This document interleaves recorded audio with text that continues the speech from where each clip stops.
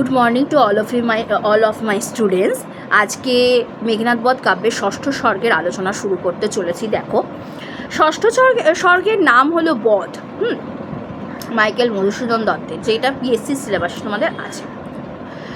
ত্যাজি সে উদ্যান বলি সৌমিত্রী কেশরী, চলিলা শিবিরে যথা বিরাজেন প্রভু, রঘুরাজ অতি দ্রুতে চলিলা সুমতি, হেরি মৃগরাজে বনে ধায় ব্যাধ যথা অস্ত্রালয়ে, বাছি বাছি লইতে সত্তরে তীক্ষ্ণতর প্রহরণ নশ্বর সংগ্রামে।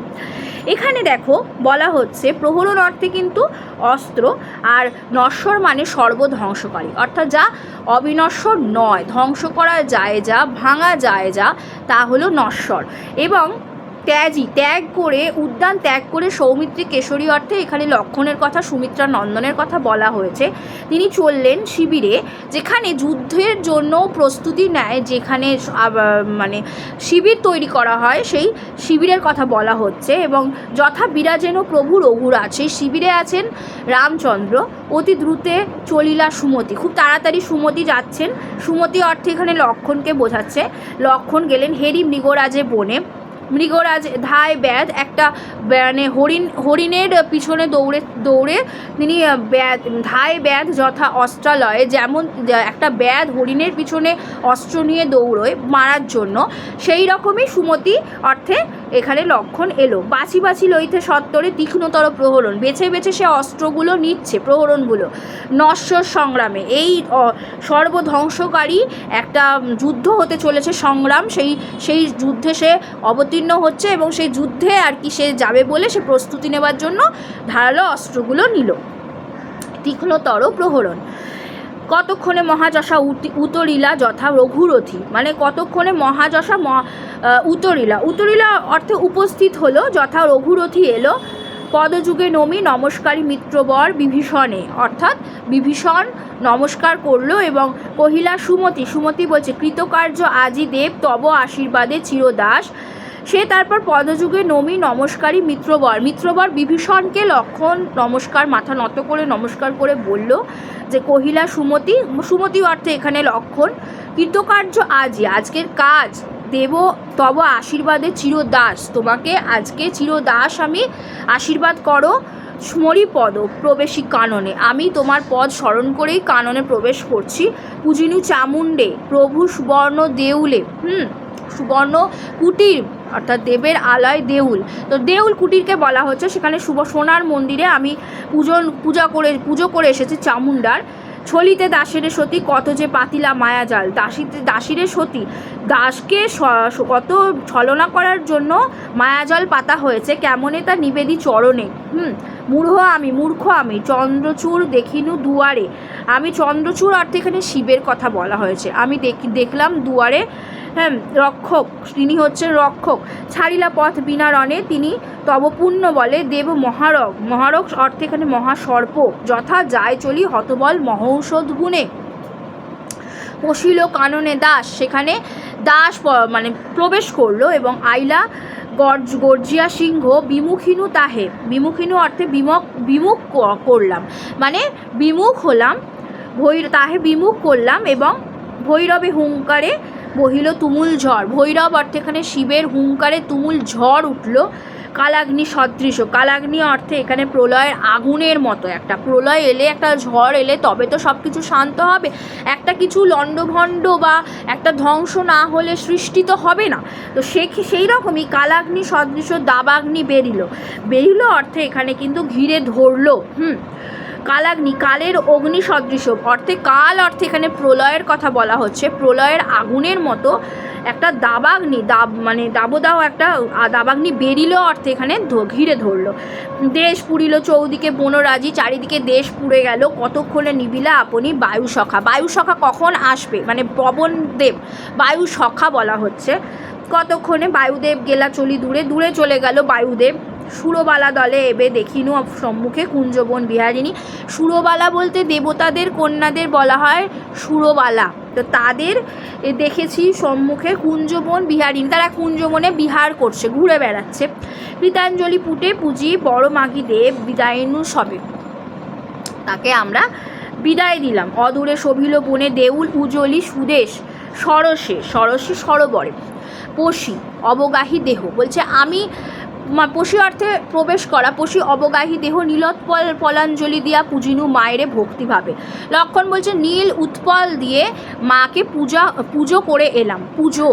পূজিনু অর্থে পুজো করা, নীলোৎপলাঞ্জলি নীল উৎপল অঞ্জলি, নীল পদ্ম দিয়ে অঞ্জলি দিলাম, পুষ্পাঞ্জলি দিয়ে পূজিনু মায়েরে পুজো করে এলাম ভক্তিভাবে। আবির্ভাবী বর দিলাম মায়া আমাকে আবির্ভাব হয়ে মানে অকাল বোধনে বর দিয়েছিল দেবী, তো বলছে আবির্ভাবী বর দিলাম মায়া, কহিলেন দয়াময়ী। মায়া দেবীর কথা এখানে যদিও বলা হচ্ছে, তো এখানে তো লক্ষণ কথা বলছে। রামচন্দ্রকে অকাল বোধনে মহিষাসুর মর্দিনী যার আরাধনা করেছিলেন শ্রী রামচন্দ্র, তিনি এসে কিন্তু বর দিয়েছিলেন যে সীতা উদ্ধারের আগে যখন রামচন্দ্র মা দুর্গার আবাহন করেছিলেন বা পুজো করেছিলেন। এখানে লক্ষণ বলছে মায়াদেবী বর দিলেন, কহিলেন দয়াময়ী সুপ্রসন্ন আজিরে সতী সুমিত্রা সুত। সতী সুমিত্রা অর্থে এখানে কৈকেয়ী, কৌশল্যা আর সুমিত্রার মধ্যে সুমিত্রাই সতী ছিল, সতী সাধ্বী মানে তিনজনের মধ্যে বলা হচ্ছে। সুমিত্রা নন্দন যেহেতু ছিল লক্ষণ বা সৌমিত্রী কেশরী, তো সতী সুমিত্রা সুত মানে সুমিত্রার পুত্র, সুত অর্থে পুত্র, অর্থাৎ লক্ষণ দেবদেবী যত তোর প্রতি, বলছে সতী সুমিত্রা সুত দেবদেবী যত তোর প্রতি, মানে মায়াদেবী এসে লক্ষণকে বলছেন আবির্ভূত হয়ে এসে বলছেন, বর দিচ্ছেন যে তুই হচ্ছিস সতী সুমিত্রা সুত, তোকে আমি দেবদেবী যত তোর প্রতি আছে, দেব অস্ত্র প্রেরিয়ে আছে তোরে বাসব, তোকে দেব অস্ত্র দেবতারা তাদের অস্ত্র প্রেরণ করেছে, আপনি আমি আসিয়াছি হেতা সাধিতে এই কার্য তোর শিবের আদেশে।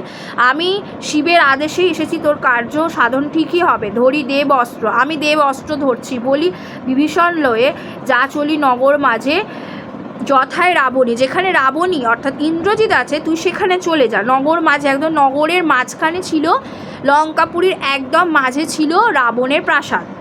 নিকুম্ভিলা যজ্ঞাগারে পূজে বৈশানরে, বৈশান অর্থে অগ্নি দেবতাকে ইন্দ্রজিৎ পুজো করছিল নিকুম্ভিলা যজ্ঞাগারে।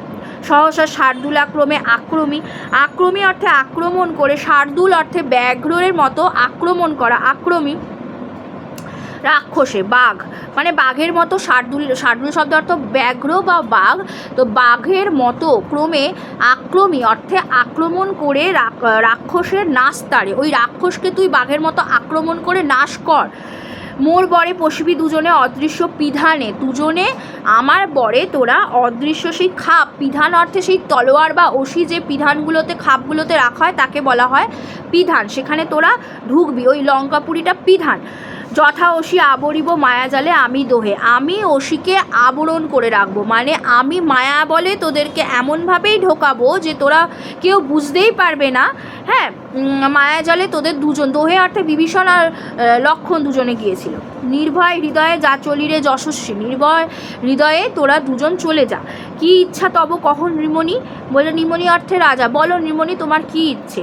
ওহায় রাতি বিলম্ব না সহে মারি রাবণীরে দেব দেহ আজ্ঞা দাসে, মানে আজ্ঞা তুমি আমাকে দাও, দাসকে আজ্ঞা করো। উত্তরীলা রঘুনাথ হায় রে, নিমনি অর্থে এখানে রামচন্দ্রের কথা বলা হয়েছে। রাম থাকা সত্ত্বেও তো আর লক্ষণকে রাজা বা নিমনি বলে তো সম্বোধন করা হয় না, তো রামচন্দ্র। তো উত্তরীলা রঘুনাথ হায় রে কেমনে, যে কৃতান্ত দূতে অর্থে এখানে কিন্তু বলা হচ্ছে যমদূতে, কৃতান্ত দূতে দূরে হেরি ঊর্ধ্বশ্বাসে ভয়াকুল জীবকুল ধায় বায়ু বেগে, যে ঊর্ধ্বশ্বাসে ভয়াকুল জীবকুল বায়ু বেগে ধাইছে প্রাণ লয়ে, দেব নর ভস্য যার বিষে, দেব নর সকলেই কিন্তু ভস্য হয়ে যাচ্ছে বিষে। সেই যমদূত আসছে, হেরি অর্থে হরণ করা, হেরি ঊর্ধ্বশ্বাসে ভয়াকুল জীবকুল ধায় বায়ুবেগে প্রাণ লয়ে, প্রাণ নেবে, দেব নর ভস্য যার বিষে, কেমনে পাঠাই তোরে সে সপরিবারে প্রাণাধিক, তোকে এখানে রঘুচন্দ্র মানে শ্রীরামচন্দ্র বলছে সেইখানে আমি কি করে তোকে পাঠাই, কেমনে পাঠাই তোরে সে সপরিবার সর্প বিবরে প্রাণাধিক, প্রাণের অধিক তুই আমি নাহি কাজ সীতায় উদ্ধারী, তোকে সীতাকে উদ্ধার করার কোনো কাজ তোকে করতে হবে না।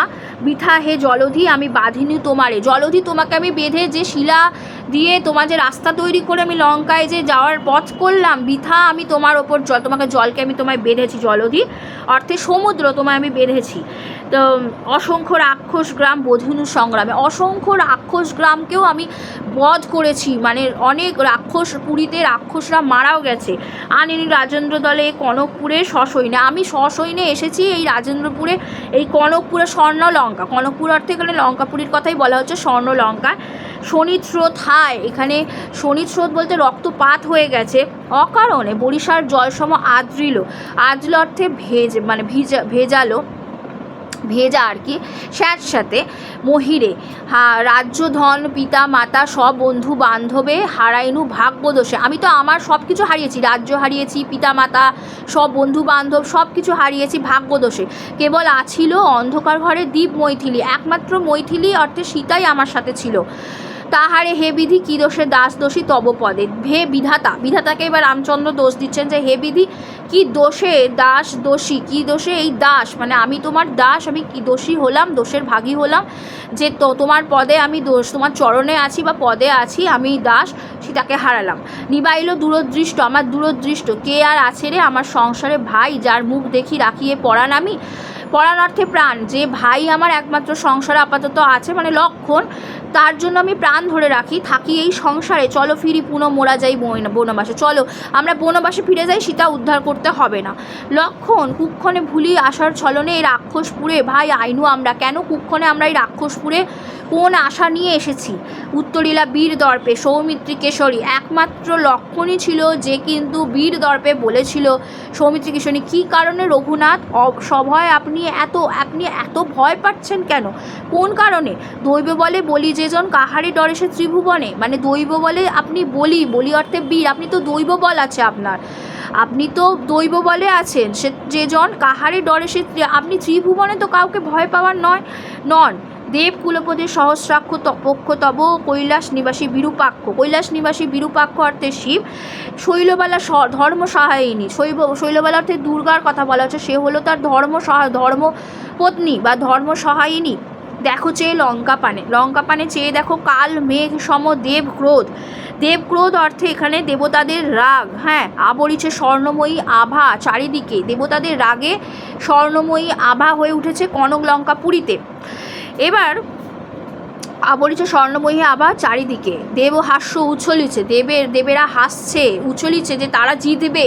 আর এই সময় দেখো এ তব শিবির প্রভু, তুমি দেখো যে এই শিবির অর্থাৎ তুমি যে যুদ্ধে এসেছো তোমার এই শিবির, তুমি দেখো আদেশ দাসেরে ধরি দেব অস্ত্র আমি পশি রক্ষক গৃহে, আমি দেব অস্ত্রকে রক্ষক গৃহে ঢুকিয়েছি, হ্যাঁ, দেবতারা আমায় অস্ত্র দান করেছে, আমি সেগুলোকে এই রক্ষক গৃহে ঢোকালাম, আমি বধ করবো বলেই তো ওনারা দান করেছেন, অবশ্য নাসিব রক্ষে ও পদপ্রাসাদে, যদিও আমি নাশ করবই।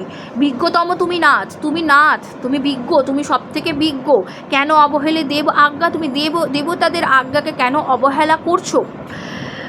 ধর্মপথে সদা গতি তব এ অধর্ম কার্য, তুমি ধর্মপথে, তুমি তো সর্বদাই ধর্মের পথে চলো, তাহলে তুমি হঠাৎ করে এই অধর্মের পথে গেলে কেন।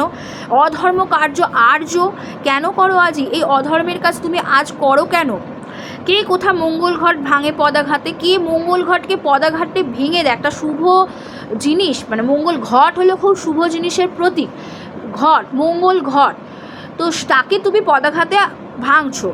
কহিলা মধুরভাবে বিভীষণ বলি মিত্র, যা কহিলা সত্য রাঘবেন্দ্র রথী, কহিলা মধুরভাবে বিভীষণ বলছে সেখানে যে মিত্র যা কহিলা সত্য রাঘবেন্দ্র রথী, তোমার তো রথী সারথি, সবসময় তাকে বলা হয় রথী, সবসময় তোমার সঙ্গে যে থাকে, রাঘবেন্দ্র রথী, ঠিক বলতে রাঘবেন্দ্র রথী কিন্তু লক্ষণকেই বলা হচ্ছে। দুরন্ত অর্থে এখানে ভয়ঙ্করের কথা, ভয়ঙ্কর, দুরন্ত কৃতান্ত দূত সম পরাক্রমে রাবণী, সে হচ্ছে যমদূতের মতো, মানে কৃতান্ত দূত সম, মানে যমদূতের মতো সম অর্থে সমান, পরাক্রমে রাবণীকে পরাক্রমে, মানে কৃতান্ত দূত সম পরাক্রমে রাবণী, বাসবত্রাস অজেয় জগতে, মানে যাকে জয় করা যায় না, যে অজেয়, পরাজিত কোনোদিনই হয়নি, সে হচ্ছে ওই যমদূতের ন্যায় আর কি, হ্যাঁ, অসম্ভব শক্তিশালী সেই রাবণী ইন্দ্রজিৎ, কিন্তু বৃথা ভয় আজি করি মোরা তারে। আমরা বৃথাই ভয় পাচ্ছি তাকে। স্বপ্নে দেখিনু আমি রঘুকুলমণি রক্ষকুল রাজলক্ষ্মী শিরদেশে বসি। আমি স্বপ্নে দেখলাম রক্ষকুলমণি বলতে এখানে শ্রী রামচন্দ্রকে বিভীষণ বলছেন যে রক্ষকুল রাজলক্ষ্মী অর্থে আপনার স্ত্রী ধর্মপত্নী আপনার সীতা দেবী রক্ষকুল রাজলক্ষ্মী শিরদেশে বসি উজ্জ্বলী শিবির দেব বিমল অর্থে এখানে পবিত্র করেছে কিরণে কহিলা অধীনে সাধ্যি হায় মত্ত মদে ভাই তোর বিভীষণ, বলছে বিভীষণ মত্ত হয়ে উঠেছে, তোর ভাই রাবণ মত্ত হয়ে উঠেছে। এই পাপ সংসারে কী সাধে করি রে বাস কলুষ দেশিনী। এই পাপ সংসারে আমি কিভাবে বাস করব, কলুষ দূর করেন যিনি তাকে কলুষ দেশিনী বলা হয়। তো কলুষ দেশিনী আমি কলুষ দূর করতে এসেছি, যত মানে কলুষতা দূর করার জন্য আমি এসেছি। কলুষ দেশিনী কমলিনী কবু ফোটে কি সলিলে পঙ্কিল, মানে পদ্ম কি কবু সলিলে মানে সরোবরে না ফুটে পাকে জন্মায় পঙ্কিল জিমুতাবৃত বলতে এখানে কিন্তু মেঘাবৃত। জিমুত অর্থে মেঘকে বলা হয়েছে, জিমুতা বাহন বলা হয়, মেঘের বাহনকে বলা হয়। জিমুতাবৃত মেঘে আবৃত, ঠিক আছে। গগনে কে কবে হেরে তারা, কিন্তু তার পূর্ব কর্মফলে সুপ্রসন্ন তোর প্রতি অমর। পাইবি শূন্য রাজসিংহে ছত্রদণ্ড সহ তুই রাজসিংহ, রাবণ মারা গেলে তুই সেই সিংহাসনে বসবি। রক্ষকুলনাথ পদে আমি তোরে করি অভিষেক আজি বিধির বিধানে। আজ আমি বিধির বিধানে মানে মায়াদেবী স্বপ্নে এসেছেন, মানে যেন মনে হচ্ছে রাজলক্ষ্মী এসেছেন, রক্ষকুলবধূ সেই রক্ষকুলবধূই বলছেন যে রাজলক্ষ্মী সে স্বপ্নে বলছে রক্ষকুলনাথ পদে আমি তোরে করি অভিষেক, রক্ষকুলনাথ পদে আমি তোকে অভিষেক করে যাচ্ছি বিধির বিধান, বিধাতার বিধানে যশস্বী হবি তুই। মারিবে কালী সৌমিত্রী কেশরী ভাতৃপুত্র মেঘনাদে কিন্তু এই সৌমিত্রী কেশরী অর্থে লক্ষণকাল মারবে, হত্যা করবে। মেঘনাদে সহায় হইবি তুই তার, দেব আজ্ঞা পালিস যতনে রে ভাবি করবুর রাজ, তুই দেব আজ্ঞা পালন করিস। উঠিনু জাগিয়া স্বর্গীয় সৌরভে পূর্ণ শিবির দেখিনু, উঠিনু আমি জেগে উঠেছি, স্বর্গীয় অর্থে এখানে স্বর্গের সৌরভে পূর্ণ শিবির, আমি দেখলাম যে পূর্ণ শিবির দেখলাম। স্বর্গীয় বাদিত্র অর্থে এখানে বাজনার কথা বলা হয়েছে। দূরে শুনুনু গগনে মৃদু, গগনে বাজনা বাজছে, দেবতারা বাজাচ্ছে।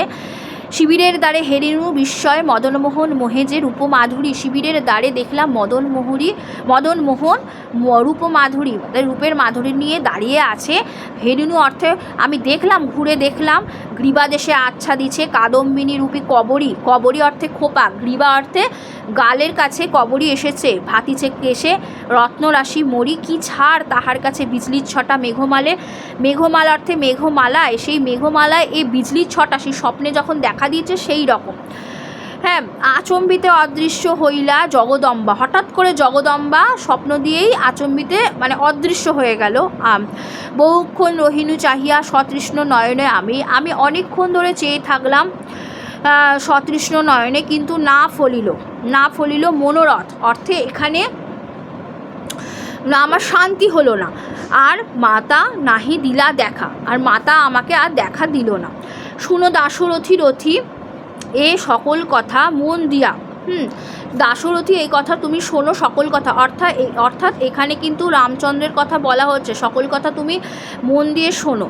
দেহ আজ্ঞা সঙ্গে যাই আমি, তুমি আমাকে আজ্ঞা দাও আমি সঙ্গে যাব। যথা যজ্ঞাগারে পূজে দেব বৈশানরে, যেখানে যজ্ঞাগারে মেঘনাদ বৈশানরকে পুজো করছে রাবণী। হে নরপাল পাল সযতনে দেবাদেশ, ইষ্টসিদ্ধি অবশ্য হইবে তোমার, রাঘব শ্রেষ্ঠ কহিনু তোমারে, তোমাকে তো রাঘব শ্রেষ্ঠ বলে থাকি আমি, মানে বিভীষণ বলছে। তো অগ্নি যে পুজো করছে উত্তরীলা সীতানাথ সজল নয়নে, সীতানাথ তখন সজল নয়নে অর্থাৎ তার দু চোখ জলে ভরে এসেছে। সে বলছে মরিলে পূর্বের কথা স্মরণ করলে রক্ষকুলোত্তম আকুল পরাণ কাঁদে, মানে আমার প্রাণটা আকুল হয়ে ওঠে। কেমনে ফেলিব এ ভাতৃ রতনে আমি এ অতল জলে, আমি কিভাবে বিভীষণকে রামচন্দ্র বলছেন যে আমি আমার ভাতৃ রতন অর্থে লক্ষ্মণকে আমি অতল জলে কিভাবে ফেলে দেব। হায় শখে মন্থরার কুপন্থায়, মন্থরার যে কুপন্থা অর্থে পথ, যে পড়া মানে ষড়যন্ত্রে, সেই কুপন্থায় কুপথে যবে চলিলা কৈকেয়ী মাতা, সেই কৈকেয়ী মাতা যখন গেলেন, মম ভাগ্যদোষে নির্দয়, আমি নির্দয় ভাগ্যদোষে হয়েছি এবং ত্যাজনু যবে রাজভোগ, আমি রাজভোগকে ত্যাগ করেছি পিতৃসত্য রক্ষা হেতু, পিতৃসত্য রক্ষা করার জন্য। যে বলেছিল রামচন্দ্রের ভাই কৈকেয়ী যখন বলেছিলেন যে আমার পুত্র ভরত সেই সিংহাসনে বসবে, তুমি বসতে পারবে না। রামচন্দ্র যেহেতু রামচন্দ্র মানে সিংহাসনে বসার উপযুক্ত হয়ে গিয়েছিলেন, তো বড় ছিলেন সব থেকে, তিনি তাকে বসতে দেওয়ার জন্যই দশরথ বলেছিলেন তাকে বসতে, মানে তারই অভিষেক হওয়ার কথা। কিন্তু কৈকেয়ী বলেছিল কেন আমার পুত্র ভরত কি উপযুক্ত নয়, তাকে কেন বসতে দেওয়া হবে না। তো সে বসবে রাজ সিংহাসনে এবং রামচন্দ্র এখানে থাকবে না, সে যাবে বনবাসে। সে কৈকেয়ী যখন কুপথে গেল, এটা কুমন্থরা মানে এখানে বলা হচ্ছে যে মন্থরার কিন্তু কুপন্থায় গিয়েছিল। যাই হোক, ত্যাজিনু যবে রাজভোগ, আমি পিতৃসত্য রক্ষা হেতু স্বেচ্ছায় ত্যাজিল রাজ্যভোগ প্রিয়তম ভাতৃপ্রেম বসে। আমি ভাতৃপ্রেম বসে অর্থাৎ ভরতের প্রতি প্রেমের বসে আমি কিন্তু এই প্রিয়তমর মানে রাজ্যভোগকে ত্যাগ করলাম, রাজ্যকে আমি ছাড়লাম। কাঁদিলা সুমিত্রা মাতা, সুমিত্রা মাতা কাঁদলেন উচ্চে অবরোধে, কাঁদিলা উর্মিলা বধূ, মানে উর্মিলা অর্থে এখানে কিন্তু লক্ষণের পত্নীর কথা বলা হচ্ছে, সে কিন্তু কাঁদছে, সকলে কাঁদছে। প্রৌরজন যত কত যে সাধিলা সবে, সকলে যত প্রৌরজন আছে তারা বারণ সাধলেন কি আর কহিব, না মানিল অনুরোধ, কি আর বলবো, কোনো অনুরোধ মানল না। আমার পশ্চাতে বনের ভাই পশিল, আমার পেছনে আমার সাথে সাথে লক্ষণ আমাকে ছাড়া কখনোই থাকে না, আমার পেছন পেছন বনে প্রবেশ করলো। হরষে জলাঞ্জলি দিয়া সুখে তরুণ যৌবনে, জলাঞ্জলি দিয়ে তরুণ যৌবনকে সে জলাঞ্জলি দিয়েছে। কহিলা সুমিত্রা মাতা নয়নের মণি, আমার হরিলি তুই রাঘব, কে জানে কি কুহক বলে তুই ভুলালি বাছারে, কি জানি কোন কুহক, কোন মায়া বলে তুই আমাকে কুহা করতে, মায়া কোন কুহা করতে, আমরা কুহেলিকা বলি, সেটা তো কুয়াশা, কুহক বলে কোন মায়া বলে তুই আমার পুত্রকে তুই, এই যে বলেছে না এখানে নয়নের মলি হরিলি তুই রাঘব, আমার পুত্রকে তুই হরণ করলি, কে জানে কি কুহক বলে তুই ভুলালি, আমার বাচ্চাকে ভুলালি, এবার ভোলালি। সপিনুয়ে ধন তোরে, আমার এই পরম ধন আমার সন্তান, তোকে আমি সঁপে দিলাম, রাখিস যতনে এ মোর রতনে তুই এ ভিক্ষা মাগি, আমার এই রতনকে তুই যত্ন করে রাখিস। নাহি কাজ মিত্রবর সীতায় উদ্ধারী, মিত্রবর সীতা উদ্ধার করার কোনো কাজ দরকার নেই, ফিরে যাই বনবাসে ফিরে যাই।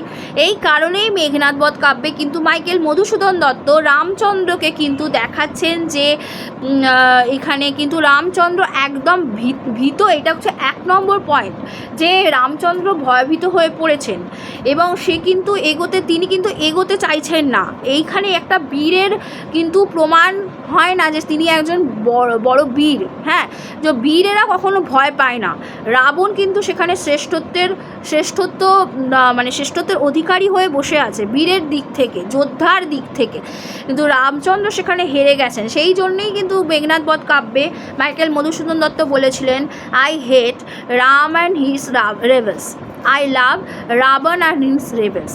এই কথাটা তিনি বলে গেছেন, এই কারণেই বলে গেছেন, নাহি কাজ মিত্রবর সীতায় উদ্ধারী, ফিরে যাই বনবাসে ফিরে যাওয়ার কথা উনি বলছেন। দুর্বার সমরে দেব দৈত্য নরত্রাস, হ্যাঁ, মানে দেব দৈত্য নর অর্থে মানুষ সকলেই আছে, রথীন্দ্র লাবণী সুগ্রীব বাহুবলেন্দ্র বিশারদ রণে, অঙ্গদ সুযুগ রাজ বায়ুপুত্র হন, ভীম পরাক্রম পিতা প্রভঞ্জন যথা, মানে পরাক্রম পিতা প্রভঞ্জন যথা। ধূম্রাক্ষ সমর ক্ষেত্রে ধূমকেতু সম, অগ্নিরাশি নল নীল কেশরী বিপক্ষের পক্ষে সুর আর যোধ যত। দেবাকৃতি অর্থে এখানে কিন্তু দেবতার আকারকে বলা হচ্ছে দেবাকৃতি।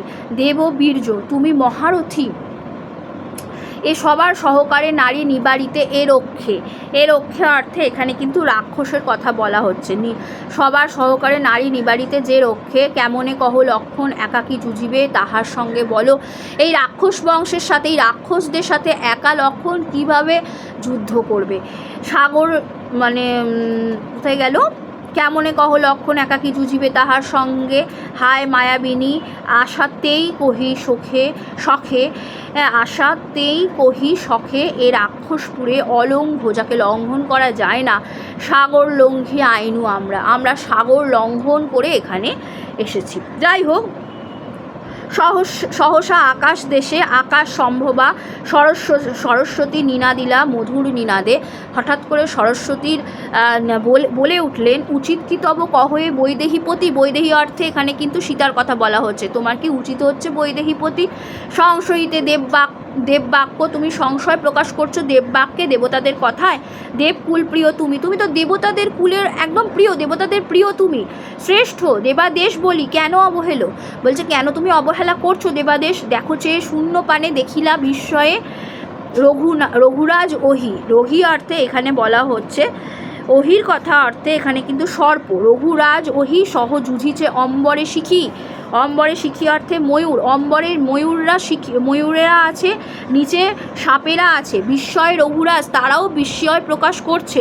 কেকারব মিশি ফণির সননে, ভৈরব আরবে দেশ পুরিছে চৌদিকে। মানে ভৈরব মানে শিব তো দাঁড়িয়ে আছে দ্বাররক্ষক হিসেবে, তার আদেশে পুড়ছে চারিদিকে। পক্ষ ছায়া আবরিছে ঘনদল। ঘনদল অর্থে এখানে বলছে মেঘ দল, যেন গগন জ্বলিছে মাঝে মাঝে গগন জ্বলে যাচ্ছে। কালানল তেজে প্রলয়ের আগুনের তেজে। হলাহল অর্থে বিষ, ঘোর রণে রণিছে উভয়ে। রণ অর্থে যুদ্ধ, হ্যাঁ, উভয়ে যুদ্ধে রণিছে, যুদ্ধ করছে। মুহুর্মুহ ভয়ে মহি কাঁপিলা। মহি অর্থে পৃথিবী কেঁপে উঠল, মুহুর্মুহ ভয়ে। ঘষিল উথলিয়া জলদল, কতক্ষণ পরে গত প্রাণ শিখিবর পড়িলা ভূতলে, গরজিল অজগর বিজয়ী সংগ্রামে। এক্ষেত্রে বলছে এখানে গরজিলা অজগর সাপের কথা বলা হচ্ছে। সেই সাপ গর্জন করে উঠল বিজয়ী সংগ্রামে। এই সংগ্রামকে বিজয় যাতে হয়, জয় যাতে হয়, বিজয়ী হয় সংগ্রামে। এই কথা কিন্তু সহসা সরস্বতী এসে কিন্তু এই কথাগুলো বলল। আকাশ সম্ভবা সরস্বতী নিনাদিলা মধুর নিনাদে। আকাশ সম্ভবা সরস্বতী এসে কিন্তু এই কথা বলে গেল। রামচন্দ্রের কথা, মানে রামচন্দ্রের এইখানে যে ভূমিকা, সেখানে দেখতে গেলে কিন্তু খুবই দুর্বল ভূমিকা। কথোপকথনগুলো থেকে দেখতে পাচ্ছি বিভীষণ, লক্ষণ এবং রামচন্দ্রের মধ্যে কিন্তু রামচন্দ্র পিছিয়ে যাচ্ছেন। কাহিনী যত এগোতে থাকবে তত দেখা যাবে যুদ্ধের প্রেক্ষাপটে, মানে যুদ্ধ একেবারে লঙ্কাপুরীতে যুদ্ধ হবে। এরপরে আছে লক্ষণের সাথে ইন্দ্রজিতের যুদ্ধ। কিভাবে লক্ষণ আর বিভীষণ লঙ্কাপুরীতে ঢুকছে, লক্ষণ কিভাবে ইন্দ্রজিতের কাছে বা মেঘনাদের কাছে গিয়ে একেবারে মানে যুদ্ধ করছে, এবং সেই যুদ্ধ কিন্তু একদম যাকে বলে ছলনা করে যুদ্ধ, মানে নিরস্ত্র থাকবে সেই রাবণী অর্থে ইন্দ্রজিৎ, তার সাথে যুদ্ধ করতে সে চাইবে। তো যাই হোক, আজকের আলোচনা এই পর্যন্ত। পরের ভিডিওতে থাকছে পরের অংশটুকুর আলোচনা। ক্লাস যদি তোমাদের ভালো লেগে থাকে অবশ্যই চ্যানেল সাবস্ক্রাইব করে দিয়ে বেল আইকন দিয়ে রাখো। বন্ধুদের সাথে লাইক করার পর অবশ্যই শেয়ার করে দিও। কমেন্টে জানাও তোমাদের কেমন লাগছে, কমেন্ট বক্সে জানিও। আর আজকের ক্লাস এই পর্যন্ত। Thank you so much.